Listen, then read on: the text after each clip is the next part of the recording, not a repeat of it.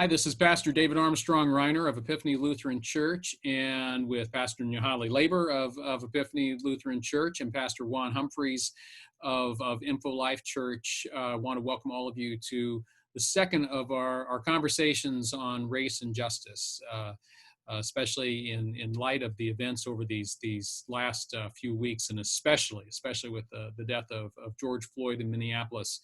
It was important that we make a statement about how we can move together and move forward as a people and as churches to stand together for race and justice to make sure that these things don't happen again. Today, what I'd like to do today is I want to share a post that was written by a young woman in our church. Elise is a biracial young woman, around 20 years old. I was hoping that she could be here with us, and I hope that we might be able to get her at a later time. But what I wanted to do is I wanted to share her post with you because when I read it, it was, to me, very convicting and very powerful in terms of a statement of the young woman. And then wanted to have Pastor Juan and Pastor Nuhali be able to respond to it as part of our discussion from here. So let me go ahead and read that and then have Pastor Juan, Pastor Nuhali respond. So Elise wrote, "Hey guys, so there's a lot going on and I haven't really been too vocal on Facebook. I've just been kind of doing my thing outside of social media via fundraisers and helping people out with prayer and whatnot. But the other day, somebody had the audacity to ask me why I'm even participating in all of this because my family is white." They're probably reading this right now. Well, the fact of the matter is, when I walk out of the house, I am a black woman. When I speak, I am a black woman. When I go shopping with all of my friends, regardless if they're white or black, I am black. When I get pulled over, I'm a black woman. I get asked to get out of my car. Do you get the picture? My entire life, these phrases have been thrown at me. Why do you act so white? Why do you dress so white? Well, your family is white, so you must be really lucky. This hurts. I am in pain. I am exhausted. Being black nowadays is exhausting. So I don't want to hear it anymore. I'm tired of being quiet. I'm tired of sitting behind the curtains. If you have something to say, go on and say it, because I got to clap back for you.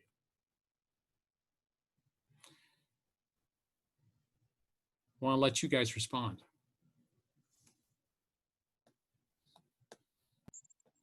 Nolly, do you want me to go first, or? I can. As an African woman, I'm coming from Africa. I can understand and relate to what that young lady is talking about in a way, because coming from Africa, we have several other issues, but the color of the skin is not the issue. And so I really never knew about that. I never knew how to deal with it, or that will become an issue to being American. I only started dealing with it and actually comprehending it and when I started having my kids and my kids started growing up here in America, especially my son. When he reaches a certain age and I started observing and noticing the frequency and what's happened with Trayvon Martin, what's the other guy's name? Michael Brown, and then all the other incidents that followed after that, and it became a pattern. And my son started growing up to be a young man. And so it dawned on me that I have a young man and he's black. And if I don't start talking to him about it, he might just end up being one of those people, which hurts. Just thinking of it breaks my heart, to think that I have a young man and I have to think of this every time he walks out of the house. I saw him being called names on the soccer field because he was in a traveling soccer team. and we played some predominantly white teams, and I had the name calling, and I knew immediately that this was going to be an issue for my son. So I had to educate myself on it in order to be able to be prepared to talk to my son about it. And it's hard. It's a hard, it's something that's difficult to talk about, but we have to have those conversations with our kids, especially our Black boys. So as my son started growing up, I was learning just like my son was. I started learning everything. I started teaching him the way to dress, not to wear a hoodie, because that's what Trayvon Martin had, just for a hoodie. So if my son walked out with a hoodie, I saw him walking out with a hoodie, I'll tell him, no, take it off. I had to teach him when he started driving that you can't have all Black friends, a car full of all Black friends, which he has a lot of Black friends, and he's Black, of course. But I had to let him know that you can't be in a car with all Black friends. You never know what's going to happen. And that's hurtful. That is so hurtful. So in some way, I can, she coming from a white family, I'm coming from a place where the color of your skin was not really an issue.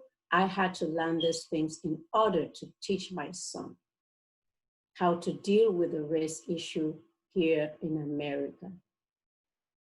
And for my son, for me, I felt it was, he had it more than just the ordinary Black boy. My son has an African name. I named him that because I just wanted the culture to go on. So I told him, I said, you already have an African name, which counts against you. Some people look at it that, oh, you're from Africa, you're not supposed to be here. And again, he's Black. So for me, I felt like my son, if my son, God forbid, my son had to get in a situation like that, it would be hard for him to get out of it, only but the grace of God. So I had to keep talking to him about it. And unto this day, I keep talking about it. I keep talking to him about it. So we still have these conversations. And so that's why this is different. And I want our white friends, and we have a lot of white friends that are very nice, very good to us. And I know they won't do that. They are not those type of people. But we need to get this message out to those people who don't understand.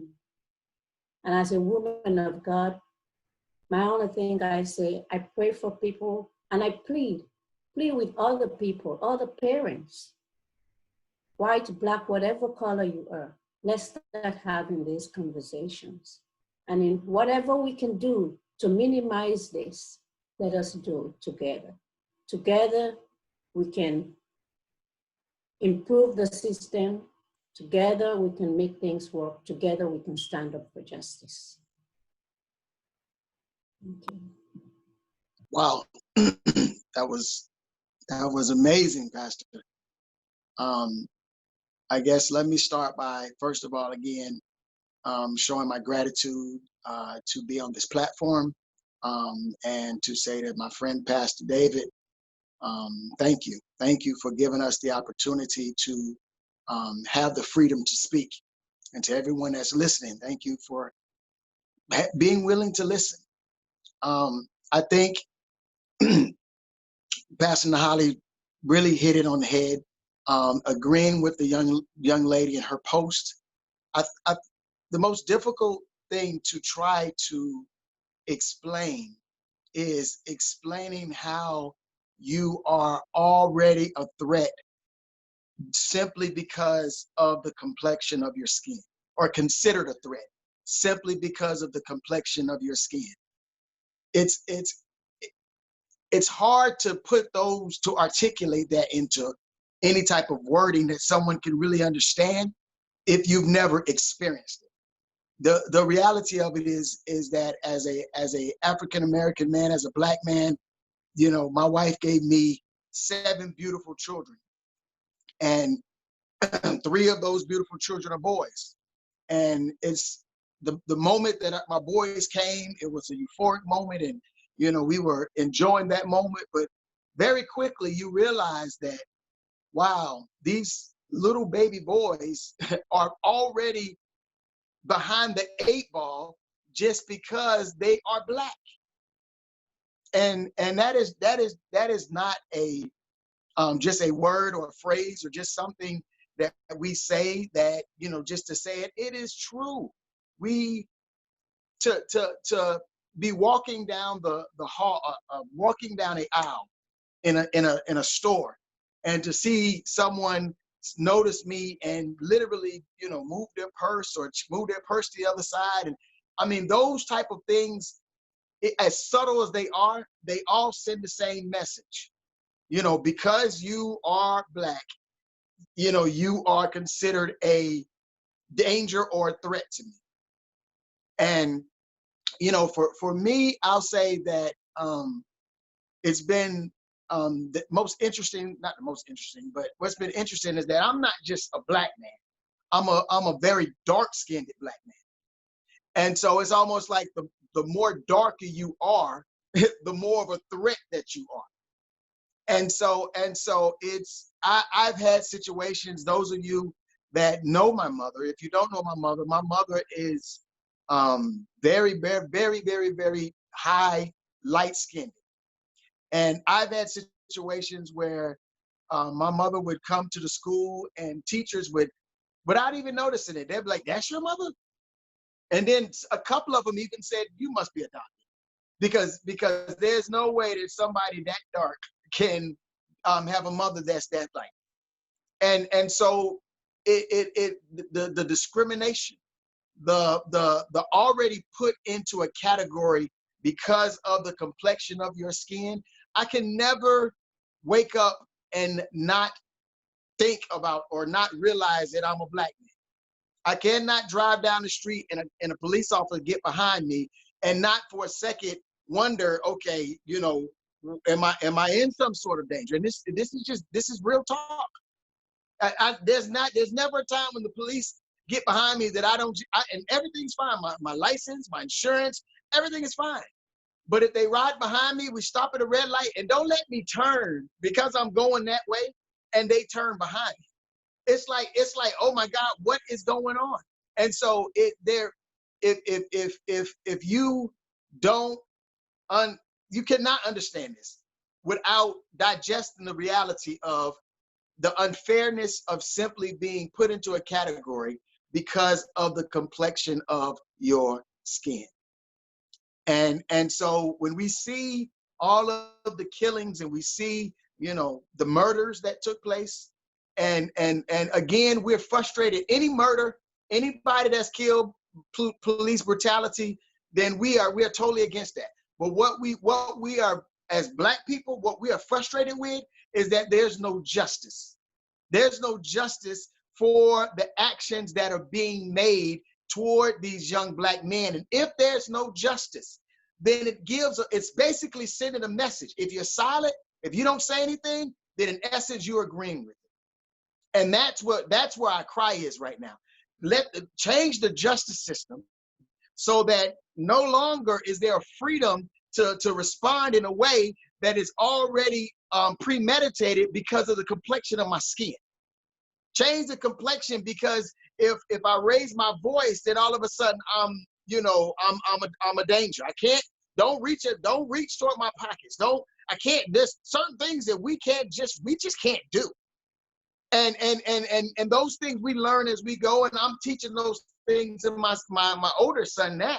Like Pastor Nahali said, there's certain things that we just can't do because it's already been put in place that your complexion of your skin makes you a threat. And so we have to learn how to live in this environment. We are grateful for brothers and sisters like Pastor David who are willing to have these conversations. And I can say this, I've never felt in not one moment and any time in any communications I've had with Pastor David have I ever felt like he looked at me anything other than being a man of God. And I want to say, my brother, I really do appreciate that. And I love you for that, you know, but that's not always the case. And so I think what we wanted to just kind of do today, and using the post that the young lady made, I think we just kind of wanted to just make sure that the point that we're trying to make is the unfairness because of the complexion of our skin. And we have nothing to do with the complexion of our skin. I saw a Facebook post that showed two pictures of some bags of blood. And it said somebody needed a blood transfusion for their son. It talked about a white man needing a white family needing a blood transfusion for their son. And they asked them which blood came from a white person and which blood came from a black person. Naturally, there's no way that you can determine which blood came from a white person and which blood came from a black person. Is the blood compatible to the blood? Is that the type of blood that I need? And if we can take that mindset where it's not about the complexion of our skin, but the intent of our heart, then we can really begin to go further, like my shirt says. We can really begin to go further. So again, I thank you for this platform. I thank you for the opportunity that you've given us to just speak. And I really appreciate it. Thank you.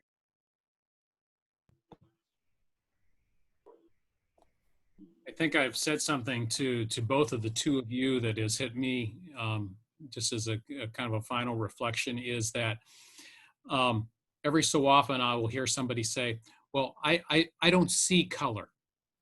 And I think I've said to both of you that if I told you that somebody said that to me, I could ask you the question, what color of their skin is it that just said that? I know what you would say, right? Only white people can say that. So you all wake up in America, you all wake up every single day being reminded you are Black because you have a society that tells you you are Black.